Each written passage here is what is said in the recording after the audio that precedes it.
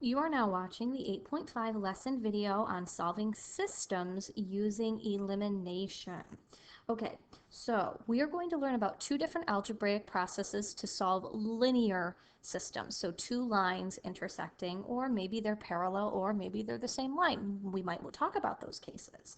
So the most of the time, though, the two lines are going to intersect at a point. So that is what we are looking for. So if you look at the directions, it says solve, and it tells you specifically which type of method to use. Today we're talking about elimination, but the next process we're going to talk about substitution. Then we'll write our answer as an ordered pair, and we will check using the old-fashioned substitution method, but I'm also going to show you how to check using your TI-Nspire. So let's begin. Number one, it gives us two lines, and we can tell that they're two lines because they both have an X and a Y. A couple things to notice about this, because when you take a test, they usually won't say solve using substitution or solve using elimination. You're going to have to pick which method would work better. And it all depends on how the problem looks at the beginning. Immediately, when I look at a question like this, I'm like, oh yes, this is such an amazing elimination question because my X's are lined up, my Y's are lined up, and the number that they both equal is lined up. Even better, I have something magical happening, the additive inverse, negative 6y and positive 6y. So I look at it and I say, hey, you know what? If I could just add these together, I could get rid of my y terms very easily, because what is negative 6y plus 6y? Yeah, 0. It's the additive inverse. And then I'm just going to add each of my other two terms. So 5x plus 3x is 8x. And then a negative 32 plus 48 would be a positive 16. And just like that, I have made those two equations look way simpler. Now I have 8x equals 16, which, yeah, we're going to figure out what x is. Divide both sides by 8, because 8 divided by 8 is 1, and I'm left with x is equal to 2. Now usually we like to stop here. We're like, yay, we're done. We figured out what x is. But the problem is here, we're trying to look at two lines intersecting. And the solution is not just the x value. We know that the solution is the point where they cross, aka an x and a y value. So that brings us to the next step in this process. I can take either equation. It does not matter which one. I like to stay with the one that looks the easiest. I'm going to go with the bottom one because I don't see any negatives or subtraction. I could use the original. It really wouldn't, or the first one. It really wouldn't matter. But what I need to do now is figure out what y is. So I'm going to take this x value and put it in whenever I see it up above. So 3 times whatever that x is, plus 6y. So I don't see x's anywhere else except for this one place. And now I just need to solve for y. I only have y left as a variable. And you got it. Let's just keep simplifying. So 6 plus 6y is equal to 48. Looks like I need to do some inverse operations. I could sort if I wanted to. I'm just going to choose to subtract 6 from both sides, because then I end up getting 6y is equal to 42. And one last inverse operation of dividing by 6 is going to give me my final y value. 42 divided by 6 is 7. So my answer is the point 2, x comma y, 2, 7. And I don't always have to write it as a point. I just like to because it helps me to understand, oh, hey, yeah, I'm trying to find a point of intersection. That's what this all really means. So if I wanted to check to make sure that my answer was right, I'm just going to do some substitution. I'm going to take both equations, my 5x minus 6y, and I should probably say that this side is the check side so we don't get confused, equals negative 32. And then I'm going to substitute anytime I see an x and a y. So my x is 2 and my y is 7, and that should equal negative 32. And this is where the calculator comes in very handy. I can just simplify this. I mean, I could go through and do all of the math, but I'm hoping by now that we are very good at multiplying. And if not, we have a lot harder math to worry about, so let's just use our calculator to aid with the substitution. It shows that this is true, so therefore we know that negative 32 is equal to negative 32, and it checks. We're happy. We're going to do the same thing. So we also have 3x plus 6y equals 48 as my other equation, and substitute this in here. So 2 is my x, 7 is my y, and this should equal 48. You got it. We could do the same thing. So 3 times 2 plus 6 times 7 should equal 48. Hopefully we see true. We do, so that just means that 48 equaled 48.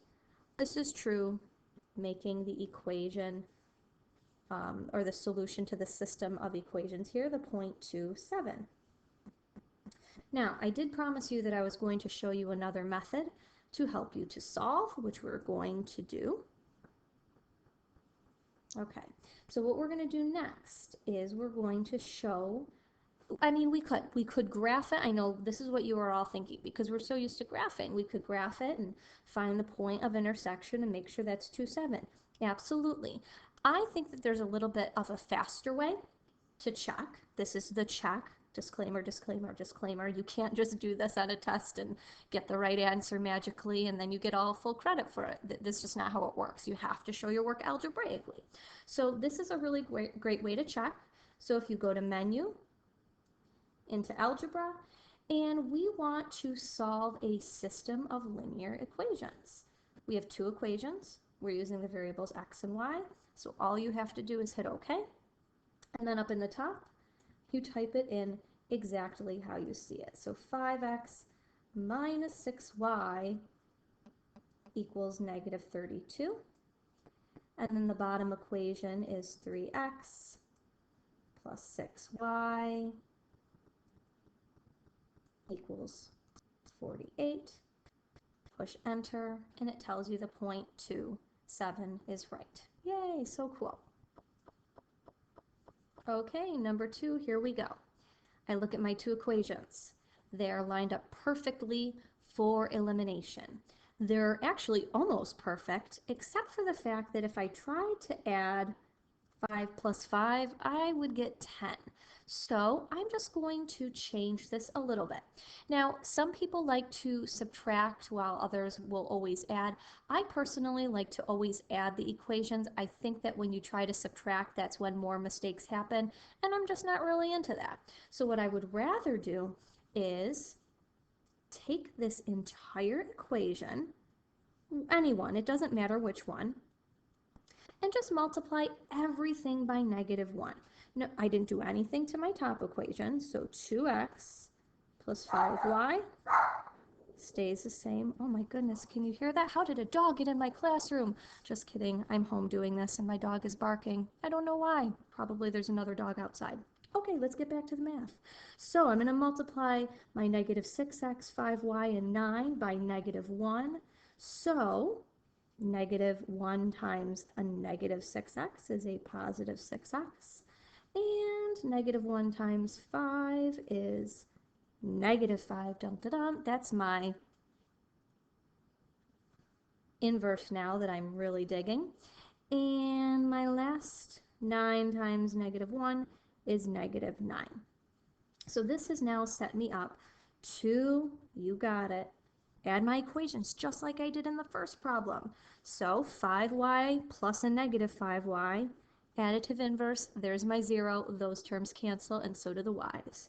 Sweet. So 2x plus 6x is 8x, and 17 minus 9 is 8. Last but not least, we don't want to know what just 8 x's are. We want to know what just 1 x is, and we find that x is equal to 1. So once we know that x is 1, we are going to substitute. We're going to put 1 into either of the two equations. I'm going to pick the top one because not as many negatives. I like to keep it easy. So 2x plus 5y is equal to 17. Next, let's substitute 1 into where we see an x. And it just so happens that we found x in both of these first. That doesn't always have to be the case. I just wanted to say a little disclaimer there. Okay, so 2 times 1 plus 5y, that doesn't change, and neither does it, equals 17. And 2 times 1 is 2. Again, everything else stays the same. But we're trying to get y alone, so take away 2 from both sides, or you can sort. And we get 5y is equal to 15. We're almost there. Divide both sides by 5. And y equals 3. So our point of intersection is 1, 3. Let's head to our calculator to show the check.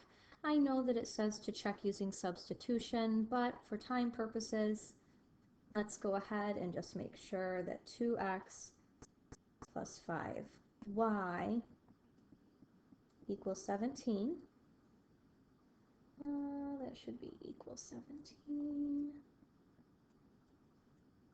And then the equation negative 6x plus 5y, notice how I'm using my two originals, equals 9. That's just in case I made a mistake along the way. And I see the point, 1, 3 is an intersection, and yay, we are done. Moving on to question number 3. I'm looking at this problem, I'm loving it because my x's and y's are lined right up, and check this out. 3 and 3 are both the x coefficient. So we're going to do just what we did in example number 2. I'm going to multiply my bottom equation by negative 1 and leave my top alone. So 3x plus 2y equals 10. And negative 3x minus 2y equals negative 8. So you guessed it. Let's add the two equations. 3 plus negative 3. Oh, where'd it go? Okay, it's back. 3 plus negative 3 is 0. And then 2 plus negative 2 is 0. This is weird. So what, we have 0 on the left-hand side? Nothing equals 2. So 0 equals 2. Well, that's weird. 0 can never equal 2. So let's think about what this might mean. Or maybe you remember this from 8th grade. If we end up with a statement like this that is not true, and it can never be true, what this means is that the two lines will never intersect. There is no solution. And the only way for this to happen, well, we can say empty set slash the symbol for empty set. Our two lines are parallel. They'll never touch. All right, that one was easy. We can't really check it, and we don't have to do anything else. So number 4, here we go. We have 2x plus 4y equals 8, and 5x plus y equals negative 7. Well, this is not, I mean, it's okay. It's okay because my x's are lined up, my y's are lined up, but really I don't have any of that additive inverse, and nothing really looks remotely close to being the additive inverse. So I have a couple options. What I like to do at this point in time, I guess, is just look at my x values. And I want to force both of the x values to be the same number, but one of them the opposite sign.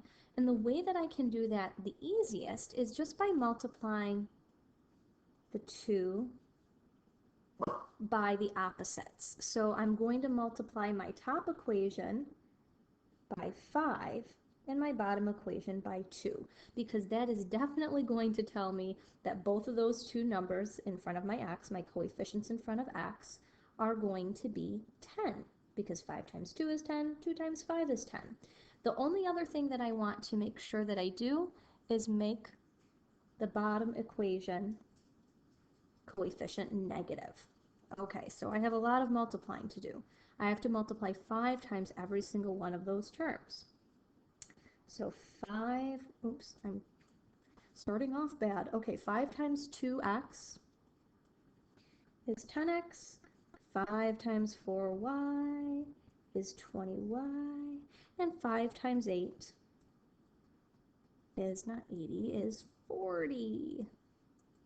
Okay, first equation done. Let's move on to the second one. Negative 2 times 5x is negative 10x. Negative 2 times, well, that's a 1y, remember, so that's just minus 2y equals a positive 14. And aha, we're happy because 10 and negative 10, we have the additive inverse. So yes, we're ready to add these guys. 10 minus 10 is 0. 20y plus a negative 2y is 18y. And 40 plus 14 is 54. Last, let's divide both sides by 18. And 18 goes into 54. Let's try. 54 divided by 18 is 3. So y is equal to 3. So, oh look, we got y now, where we usually have x. But really doesn't matter. Let's start with the easier of the two equations. I'm just going to go with my top. I guess they both are equal to me because one of them has just a plain old y, but it has a negative, and the top one doesn't have any. But whatever. So let's now make sure that we put the 3 in for the correct variable. So this is 2x plus 4 times 3 equals 8. So 2x plus 12 equals 8. Now I need to get that constant over to the other side. So let's subtract away 12 from both sides. And I end up getting 2x is equal to negative 4. Divide both sides by 2. And we get x is equal to negative 2. So my point of intersection is x comma y. So even though we found x second, that comes first in my point, negative 2 comma 3. And because I'm going a little over in time, we're going to hold off on the check. Question number 5 we'll do with you in class.